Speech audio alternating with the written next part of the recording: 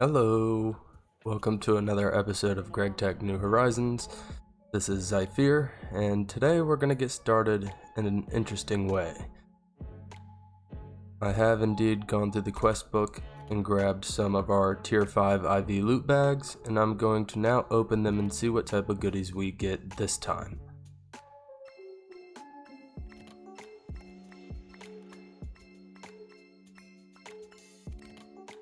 Eight IV, some IV glass, 8 quantum eyes, a bunch of tungsten cable, some platinum, more cenarium batteries, a couple pieces of naquata, and some pistons.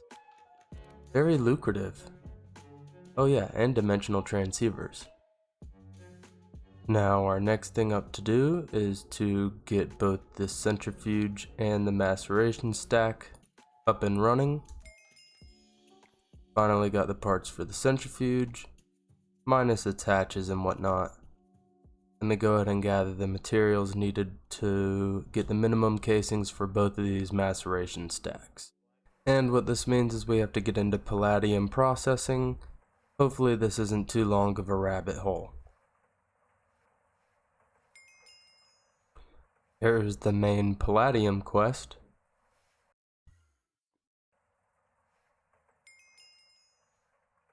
Yes indeed, another acid to worry about. And the main quest. Now for the automation side of things. The quests have been completed, now we need this to run non-stop in the background. Now I think what I've decided to do is to reduce the amount of large chemical reactors in this part of the setup. Our first step is to make carbon monoxide with carbon dioxide and carbon. That will then be pushed into an input hatch, which will make our sodium formate, which just happens to be the current step of the process I'm on. So I'm just going to drop an output hatch here for that fluid, which will automatically go into an input hatch for our second large chemical reactor. Now if we take a look at this recipe for formic acid, all we need is 2 fluid inputs, one being one we just made, one being sulfuric, and a program 1. So I'll just come over here, we'll grab another fluid input hatch, we'll place him right here in the middle.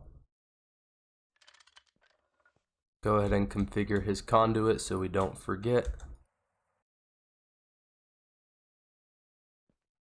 And since the last 2 chemical reactors share an output, we'll share an output hatch. Now all that should remain for chemical reactor number 2 is a fluid output for formic acid, which will be used in the last chemical reactor, so we should be able to do a very similar setup to the first one. And for our last step of the process, we do have a hatch already for formic acid. So we need an item input for reprecipitated, and then we just need 3 fluid outputs. Actually, 2, because I'll just void the water. We'll need 1 for ethylene, 1 for ammonia. Not even really sure I want to keep the ethylene, but we'll do it because we have storage. 1 for ethylene, 1 for ammonia, and fill the gap. Now that should be formed. Let's go and configure conduits. Well, I think we got all the conduits lined up and ready to go. Let's figure out our power situation. Look at that, I already had all 3 transformer types that I needed in my ME system. That's wonderful. So we'll plop a transformer here. This should be facing down so that the input side, 8192, can connect directly to this and output EV amps into our first large chemical reactor. Next, we want to transform down from EV to HV. And then from HV, we want to transform down to MV for these two large chemical reactors. And we'll wire from one of the output sides of this transformer into our last MV energy hatch.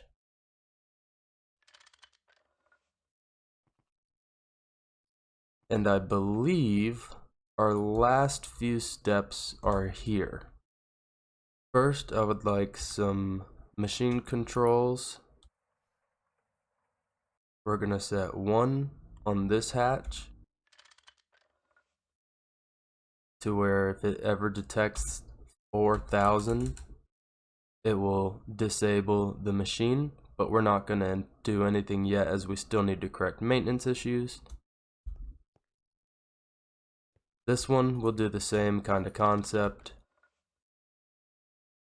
And this one, I really don't think we need a type of machine control on, seeing as it's going to be creating our palladium, which will always be deposited into our ME system. For now, I say we go ahead and come back here and correct all of our maintenance issues, which reminds me we actually have a couple tools we need to replace. Running fine, running fine, running fine. Now we can start to enable these processes one by one and hope everything goes well. First, I think we'll start with this IV chemical reactor, which will make us our first 2 steps of the process. This just needs to be set to a program 9. Quick 7 seconds, we have the recipe completed. Should automatically extract everything, which it does. Now we just need to check that it goes into its proper hatches. First thing we're going to do is test out this sucker, which I just realized I did not wire. How do I want to do this? So on second thoughts, I actually took that chemical reactor away. It's not a very important step of the process, and I'm instead going to place it right here next to the transformer itself. That way I don't have to wire a bunch of excess, and I saved a few conduits in the process too. Make sure its output is 4 amps, which it is. Bring a wire down, silver cable. It's actually funny, multiple people have commented how I don't color code my cables, but I think it's really easy to just read the tooltip in the corner. I have a very attention to detail mindset, so I usually don't jack things up. I've only had 1 explosion from a wiring mishap, so we'll hope that continues. Any second we should see this sucker start up. I don't think it needs a particular circuit to work. There we go.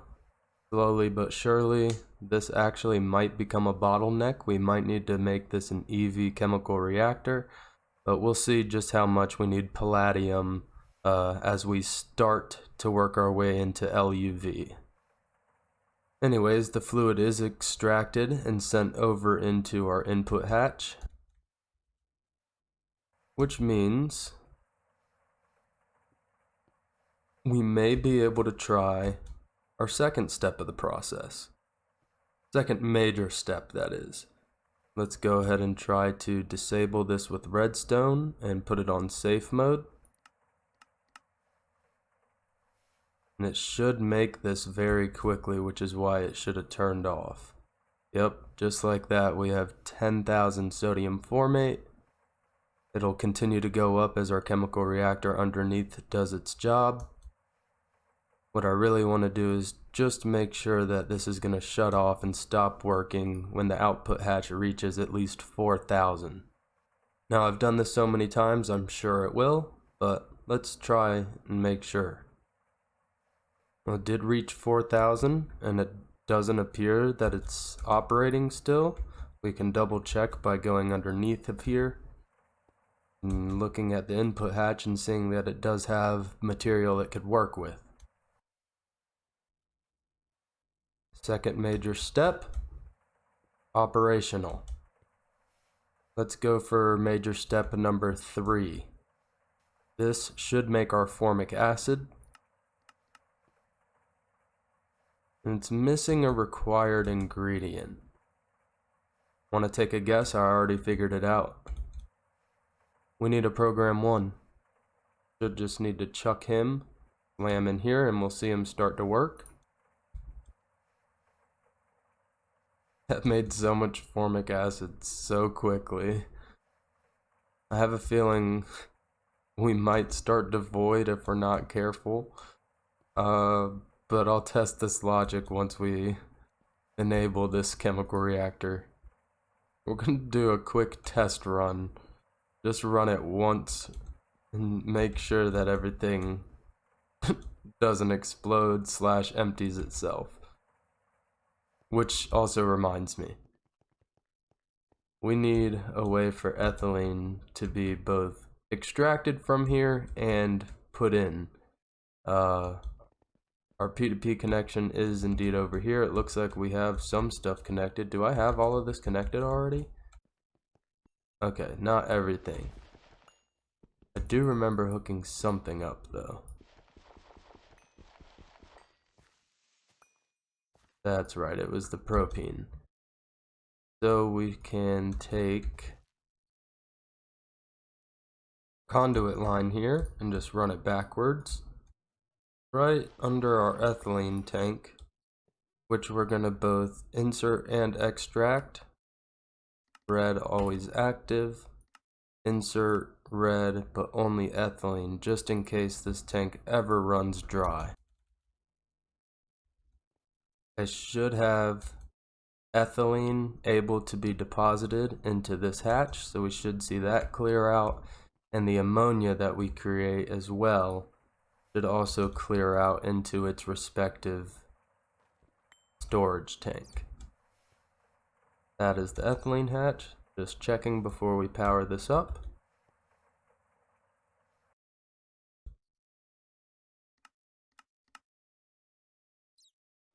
Activate our ammonia processes, which should activate our platinum group processing again. We only have a little bit left of this PMP to run through before we need to recollect, but I'm saving that resupply mission for when we get our T3 rocket. Now, I don't think I should run into power constraints if I try to start up this process and have everything run on a loop, but we will find out very quickly if I do. I think without further ado, we should go ahead and enable this chemical reactor and see if everything works as I am intending it to. We're going to run this one time just to see how it does. That runs a very quick recipe, it appears. It did not extract the ethylene. I'm glad we came down to check. Why did it not extract the ethylene? We are on always active on red channel. This does have insert enabled. Gotta be something with the ethylene itself.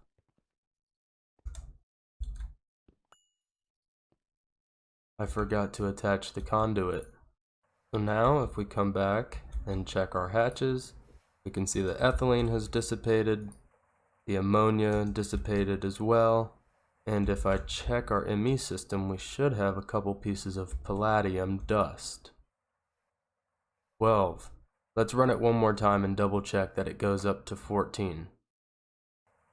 Got rid of the ammonia, got rid of the ethylene, and palladium is more than 14. It made 3 in that short time span, 3 recipes worth, I think. Because doesn't this make 2 at a time? Yeah, 3 recipes worth that quickly because I have overclocked it so much. Wonderful. I say we get this loop running. I love watching the little mechanisms work like that. And we have finally reached the point where the chemical reactor underneath is definitely the bottleneck. We have to wait a good amount of time for this to actually reach 4,000 formic acid. And by a good amount of time, I mean roughly 15-20 seconds. And to me that's just entirely too much time. So I think what we're gonna have to do here is a quick little bounce, but this just moving over one. You know, I'm not too sure how I'm gonna set this up yet, but I'm gonna upgrade this to EV, which should eliminate this bottleneck a little bit, and we'll go from there. Well, I actually ended up going with an IV chemical reactor over EV, which did in fact eliminate that bottleneck, but I've been hard at work on something a little bit different. Introducing our new reworked oil processing setup. I brought our wall back some, as you can see, and everything is a little bit more neat and organized. Now, I'm not really going to be able to remember every little change that I made, but I did move all of our cracking distillation products to a little tank wall right here.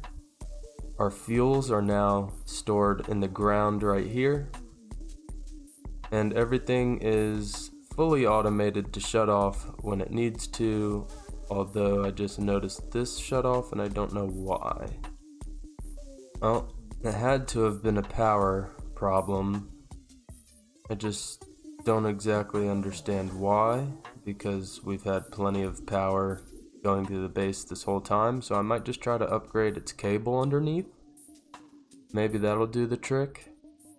Maybe all 3 or 4 or 5 LCRs try to run at one time. I don't know. Thought 1x platinum would be plenty. Now I think just for safety, I'm gonna put a machine control cover on here. We'll put disable with redstone so that it runs the whole time, but we'll put this on safe mode so we know if it happens to run into power problems again, as you get that little pop-up over here in the chat. Anyways, this leads me to my next point. This here is just a tetranitromethane setup, but I'm running low on resources and I've done some research, and I think it is time that we go ahead and blast off with the T3 rocket. Now, considering we need a whole bunch of triple compressed and this, that, and the other, I feel like it's only appropriate to make ourselves a toluene setup, which is what brings me here. Now, I should have all the parts that we need, minus the output hatch, but we can fix that real quick. Output bus, I always get those two confused. I think what we're gonna do here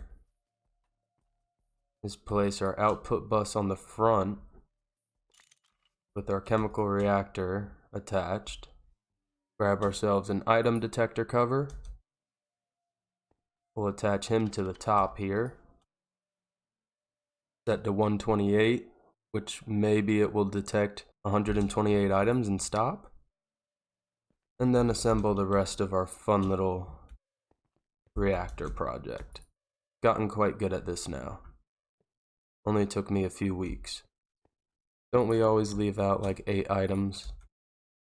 Well, I'm up to like 4 at this point. Now I think the rest can be casings.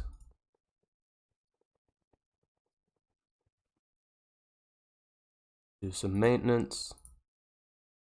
Next, we try not to make the mistake that I made 30 minutes ago off camera and blow up an entire multi-block.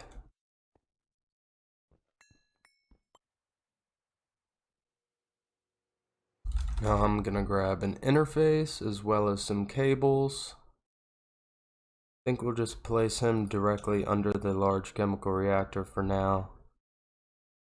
We'll run our little smart cable all the way over to our main line. Should have enough channels. We'll start with the easier stuff first. We're gonna have 2 item conduits right here. Gonna be insert on purple, each with their own respective filter. One filter is polyethylene pulp, which we'll also add to the interface. The next is sugar, and you guessed it, we'll also add that to the interface. A fluid conduit on the input hatch. Insert toluene on the red channel. We connect him, he should automatically start to fill up. We'll attach an item conduit right here, disable it on the top, enable extract on purple channel, which will allow both hatches to fill up with their required materials. Next, we'll grab another item conduit from this side. This time, we'll do an insert on purple channel. Need to grab another filter. This time, we'll be inserting gelled toluene. And I'm gonna tell you right now, I already don't like where this is at because we need to power it. See if we can make this work. I'm gonna start with the mixer step instead. Simple little fix, just added the conduit to the side and we'll put a transformer underneath to power him. He is all ready to go. The next step is to get this chemical reactor straight. Simply enough, we can just attach a fluid conduit off to the side here. We'll do another insert, this time nitration mixture. And since the ones before this are indeed item conduits, we can just run the same extension over here. Also be able to input gelled toluene on channel purple. Now I should be able to put our transformer down. No, conduit don't attach. Input side EV needs to face to the right. Now we just have to play the wiring game. Gotta love it. So this needs to be on a program 1. Should make us nitration mixture, which goes up, gets filled with sulfuric, comes back down, makes more nitration mixture, and goes on a continuous loop. In turn, should be filling up this machine. And for now, we can add a distillery right here onto this line for that diluted sulfuric acid, which means we need to take our fluid mode and change this to both in and out. Extract on red. Should see our distillery start up here soon if we put the right program circuit on it, which means we also need this to be on in and out. Extract red. Now we should see our sulfuric acid going up slowly. We'll change our interface to in and out. Insert on purple. And now for the time being, instead of putting this on passive, I think we'll try and make it requestable and see how well this works. So I did 3 things. First one, added a fluid solidifier for polyethylene, which is level emitter controlled. I moved one of our macerators over here and put a pattern in to change the bar into pulp. And then I added 2 patterns to our IT&T interface here, which should allow us to request IT&T. If we come to our terminal and request, I don't know, 200, we'll see if everything works properly. Not without enabling the damn machine first. There it goes. I didn't have it on in and out. My final question. Yes, it is indeed going up in the count and IME system. We finally have IT&T requestable. Next up on our list is this bad boy. Alright, so it's all moved over now to its maybe final resting spot. All that remains is to add another interface to our bender.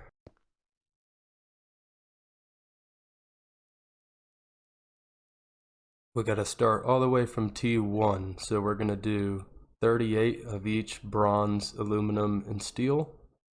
We'll add all 3 of these to our interface, which means we can now add all 3 of these to this interface. And in theory, I should be able to request 38 of all of these. What I did just realize though is the recipe I had encoded was just for plates, whereas I'd like this ingot one instead to save some time. We'll go ahead and start this and make sure everything runs the way it's supposed to. Might just be taking a second for our triple plates to get made. No, there's no circuit in that machine. That should solve our problems. Vendors at work. Which should mean our implosion compressor has begun. If we come back, we can see our compressed bronze plates are rising. Let's go ahead and queue up some steel next. And some aluminium after that. Alright, now after sorting out through a bunch of kinks, I should be able to go ahead and craft our T3 heavy duty plates. We'll just throw these with our IT&T into an implosion compressor. Should make swift work. And if we check our ME system, fresh like rocket parts, we have T3 plates. Now the addition of those plates should open up an entire new quest line to start crafting some T3 rocket parts, and before long, we'll be heading to a new planet / moon, and maybe a little rocket pad overwork, not too sure yet.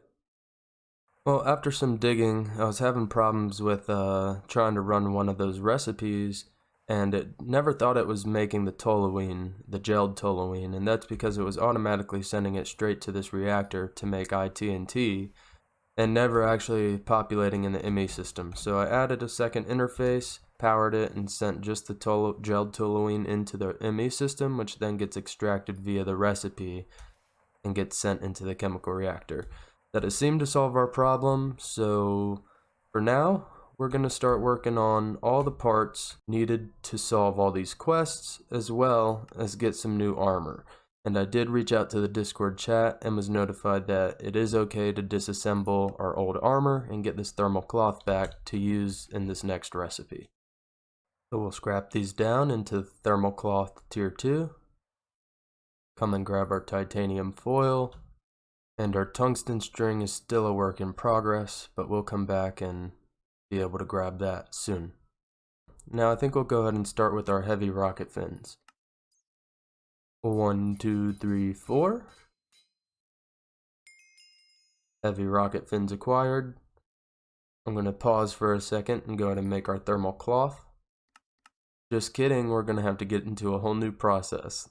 Let's finish the rocket parts first. Here's 3 rocket engines, 2 of which will be now used for the heavy rocket engine. Boom. Now we should just be able to take our gold foil, our canvas, our parachute, and our lander tier 1, which will make us a tier 2.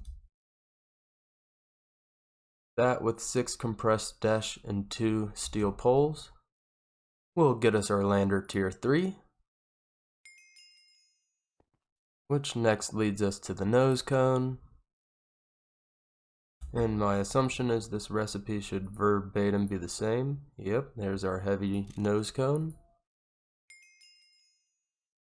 Next is a cumbersome one. We just need an IV assembler in a clean room, it appears. How dumb. We'll just use you, transport you for now. And we'll just swap places for the time being. You need a fluid? You do. Some soldering alloy? No problem. We can borrow some. Make sure we're on 100. Craft up our T3 rocket control computer. There she is. Fresh off the press. Let us not forget to steal this back. And we should be able to move on to one of the last steps. So we'll run over here to our implosion compressor and throw in our compressed dash to get some compressed dual dash. And then also some compressed titanium to get some compressed dual titanium. It means we just need the screws and to assemble this bad boy. And I need 2 of these suckers as well. Of course we have to make some more compressed, but that's no problem now as we've seen.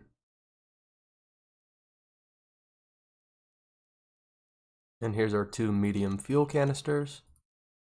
Now we can head over to our workshop, get into our NASA assembler. Might need this.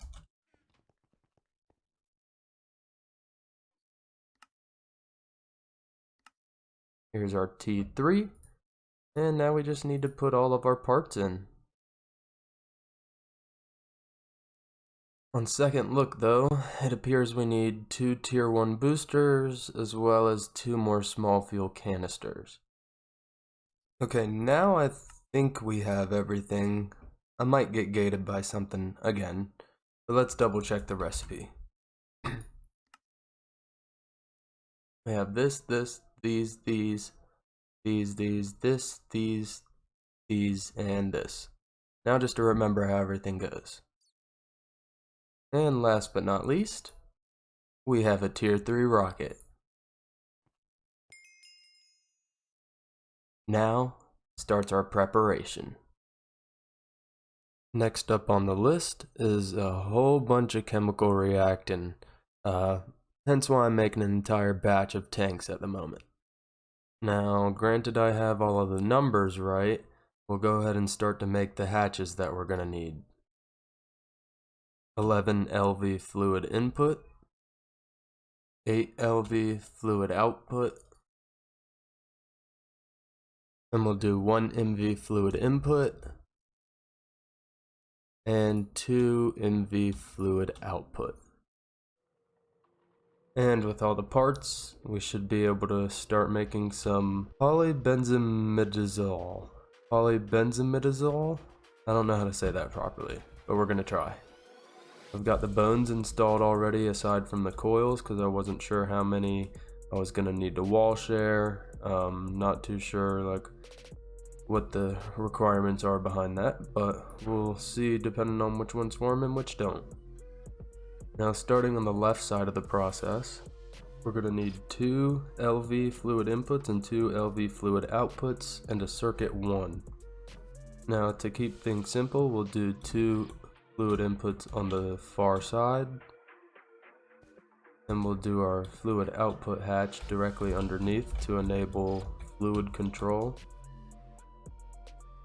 Now if we go to the next part of the process, we need an LV fluid input as well as an item input with a circuit 9. Which reminds me I didn't put the circuit 1 in here. Circuit 9. Fluid input.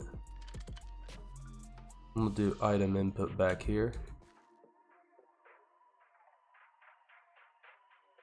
Now since we're doing such a large recipe that'll output 9,000, we're going to do an MV hatch to make sure that we don't void on the output. Now our next step of the process, we combine the dichlorobenzidine with some ammonia and a zinc dust. The 2 input hatches and then an input bus. One of those input hatches will be connected to our output. We'll put our item on the back, and our second fluid input we'll put right here in the middle and see if that works. Now from that recipe we get 2 fluid outputs, which can be both LV fluid output hatches, which brings us to our main chemical reactor. 2 LV fluid inputs, one of which goes right here, the other which goes on the opposite side of that. He takes a program 1 as well. And now we can start with the right side of the chain. Our first step will be this phthalic acid. We need an MV fluid input as well as an LV fluid input with an item. And we'll do an MV output since it does output 9,000 at a time. The water we're just going to void, which leads us to the last step, which is going to require 3 different fluid inputs, one of which we just made, and 2 fluid output hatches. One of those fluid inputs will go right here and take the chemical that we just made, the phthalic acid. I think the other 2 fluid inputs we'll just put directly next to him. We have one of the output hatches already placed, which would be this diphenyl isophthalate. That leaves us with 3 hatches, which means I missed one somewhere. We'll place the 2 down for our last step of the process, the phenol and polybenzimidazole. Now the final steps of our process are going to include adding a super tank for the input of chlorobenzene, which means we can finally take this tank that we pumped from Mars oh so long ago. We'll put him directly right here, face the input hatch towards him, and we'll take the pump from him and put them here. Should export automatically. With all of our hatches configured and conduits run underneath, I should be able to assemble the rest of these and figure out how many coil blocks we'll need. Now what I would like to do is be able to share one in between each one of these pipe casings, but I believe that's not going to work. Now we can watch everything form, and not everything formed. Incomplete, incomplete, incomplete, incomplete. For some reason they just don't like to share hatches like that. If somebody has a solution, I would love to know. Now we just need to correct maintenance, and it looks like we're gonna need to re-up on soldering.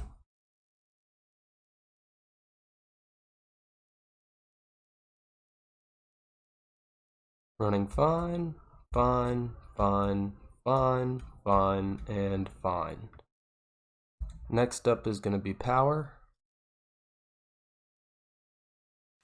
That should be power. All that's left is to attach conduits and get everything interfaced together. For dimethylbenzene, we can come over here to our little benzene area. And should be as simple as modifying this fluid conduit here. On in and out, insert white, we'll do extract on red. And see if that did the trick. Should be this corner hatch. Yes, it did. Next is just going to be item inputs, which we can see here where exactly we need to route items. So I think I could just add an interface right here underneath. Should have enough channels for it. Now we just need to route item conduits that way, and to make sure that they're linked together.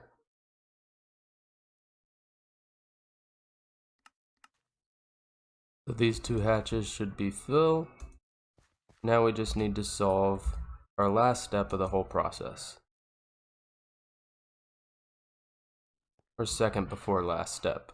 Well, I had to do a little bit of reworking and rewiring of our chemical reactors for chromium trioxide, but I think I have everything kind of set up how it needs to be now.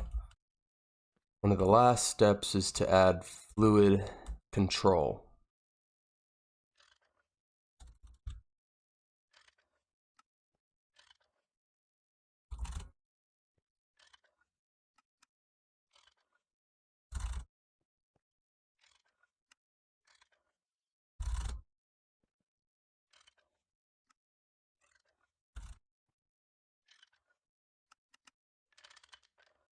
And last but not least, we should be able to enable our final chemical reactor, make sure the phenol extracts, and make sure the fluid detection system works. 5 seconds. Now, I just realized that we probably don't have much extra space for phenol, but maybe this is just going to be recycled back around. Not too sure where it's going at the moment, but for now, we'll make sure the fluid detection system disables this LCR. And look at everything come to life. The only thing I'm noticing is, oh, there they go, they came on. I forgot these run 9,000, one of the 2 of them, so it'll lag a little bit behind, but look at how beautiful that is, everything working all together. Now we just hope we don't run into power constraints, but I'm sure I'll be notified via the chat. It did indeed reach its fluid threshold, which means we can now Go fluid solidify some plates. Here's our fluid solidifier. I think we'll add this guy right here. We'll add a machine control cover. Add a level emitter here. This will add a plate to. Set this to maybe 256 for now. We might have to up this later. First we'll add our item conduit, which we'll need to extract on black. Then we'll add a fluid conduit, which we'll need to only insert our friend here on red channel, and as soon as we flip this, I'm going to dash over to the LCRs and we should see the beauty behind automation. Look at that. Just look how gorgeous. Watching the other 3 large chemical reactors turn on is my favorite part. Voila. All we should need to do is drop this plate mold in and watch the magic begin. Unless I miscalculated, which I might have. Nope, I just did not switch the machine control cover over properly. Luckily, it only took me 5 seconds to realize. Now that we have the Polybenzimidazole, or however you say it, we can now go back to the Space Race tab, zoom into Tier 3, and complete our clothing. There's the armor set, air conditioner included. I think before I move too much further, I'm going to go and collect all of our rewards. And we'll also visit the IV tab to collect all of these bad boys right here.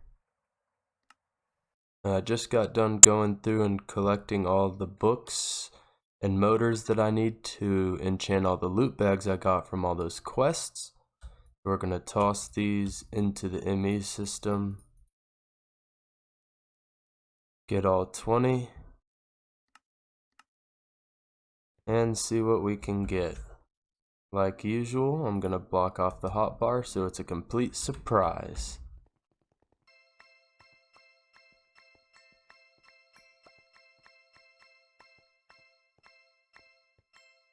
What'd we get?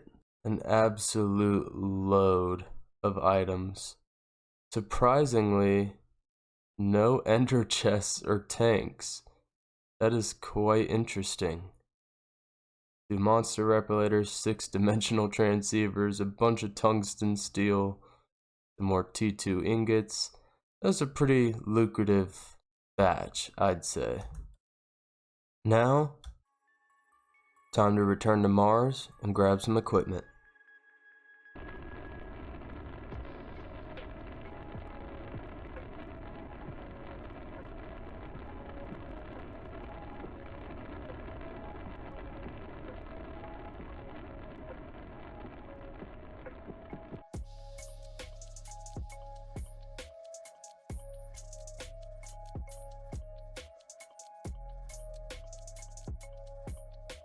And we have arrived. First thing to do is to recharge our tanks. While it does tank number 2, we can go and grab our miner.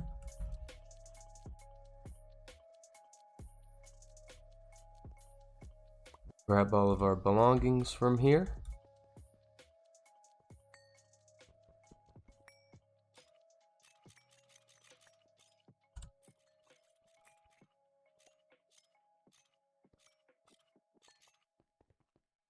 We set up refinery gas for him since he ran out of diesel, which is ender tanked in, so he shouldn't run out for a long time.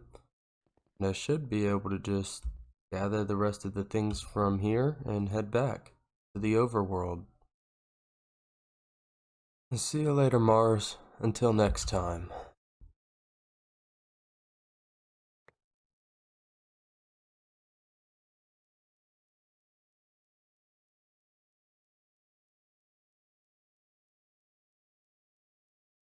And just like that, me and this giant rocket are off to Ganymede.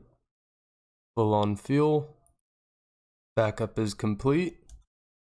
I think we have everything we need, including some new bolts. Let's go. I say it's game time. You never know unless you try.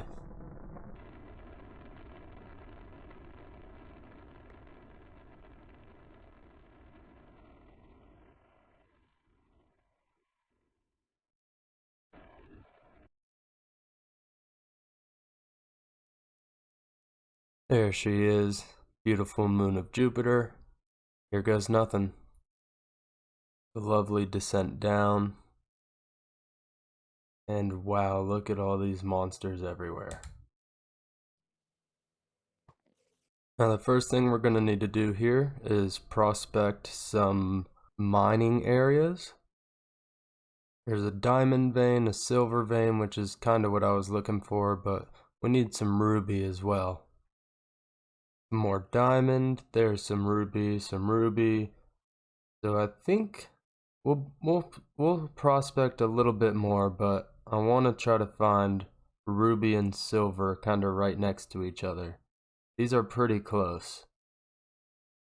Ooh, found a plutonium vein, snap of a finger, and redstone right here. Oh man, let's go up here. There's even a palladium vein up here. Come on, we gotta find something worth our time. Let's get one more redstone, maybe right here. Wow, that wasn't exactly what I was looking for. Let's scan the other sides of it real quick. And we'll float way up high so that we can try to make a decision where we want this miner out of all these beautiful positions. Where do we want him? I think it's definitely going to go right here. Just in what 2x2? I think if I do right here. Matter of fact, I'm going to put him directly on the plutonium vein. Now that we have a spot picked out, we'll go ahead and set up the drill. Now we'll take output bus number 1, place him down. We'll place ender chest number 1 on top. Put the maintenance hatch here, item input, and a fluid input. That should form this multi-block. Now I need the item detector cover. We'll set this to 1. Come over here and fix this guy's maintenance issues. He's running fine now. Now we'll set up our ender tanks. 1 for drilling fluid. Should fill that hatch up. And the next is refinery gas. I will make sure we change this to extract. On white channel, always active. We should see both turbines start up. And something new I'm going to do this time around is add a needs maintenance cover on the side. And I think we'll just red alloy wire this to a transceiver. And we'll set his channel to 401 and name this miner 1. Now all I should have left to do is try to fire this bad boy up and see what'll happen. We're going to change the direction of this output bus for just a moment to test that the logic with redstone works properly. Grab a few stacks of mining pipe and it should take off. That it does. That it does. Now we'll have to wait for this to plow down a little bit. On its first 2 items, it did in fact disable the machine, so let's go ahead and aim this upwards. It'll now start to transport everything back home, and we can find our second location. Now this miner is going to gather us plutonium, palladium, some bauxite, a little bit of silver, but what I really want to do is find a good ruby and silver vein. I know there was a couple redstone ones side by side, like this right here. And all that galena too. Man, I might have to go here. I think right here is going to be the most ideal spot. We'll set this one to 402, miner 2. Make sure he's turned the right way. Running fine. We'll double check, make sure the logic works after adding some mining pipes. And the logic does in fact work. All we should have left to do is to chunk load both of these chunks.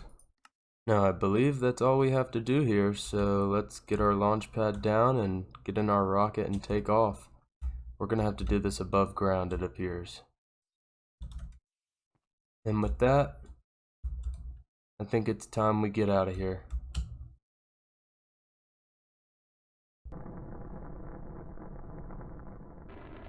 One and liftoff.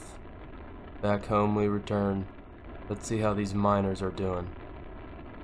Wow, we landed in a completely different area than before. We'll have to wait for our little parachest to get down. Oh, hi. Welcome back, I guess. Now I'd like to welcome you guys to my new room. I actually did this before I left for Ganymede. Welcome to our new ore room, where we have all of our ores being outputted into these chests. These are shortly about to be organized one by one. Now with everything organized that we're pulling in at the moment, we sit back and wait and maybe start to eyeball a little bit more ore processing. Well, if you haven't already been able to tell, it's been an extremely long episode, so it's about time to go ahead and wrap it up. We did get a lot done today, including all types of interfacing with ME, getting IT&T automated, automating polybenzimidazole, or however you say that, getting the T3 rocket, and even taking a trip to Ganymede to start to refill / even fill up these storage drawers here, and maybe start to stockpile a little bit of resources again. Anyways, I'd like to thank you guys again for watching, especially if you made it all the way to the end of this one, and I'll see you guys again next episode, which hopefully doesn't come out before too long. Did pretty good with it only being a week this time. See you guys later.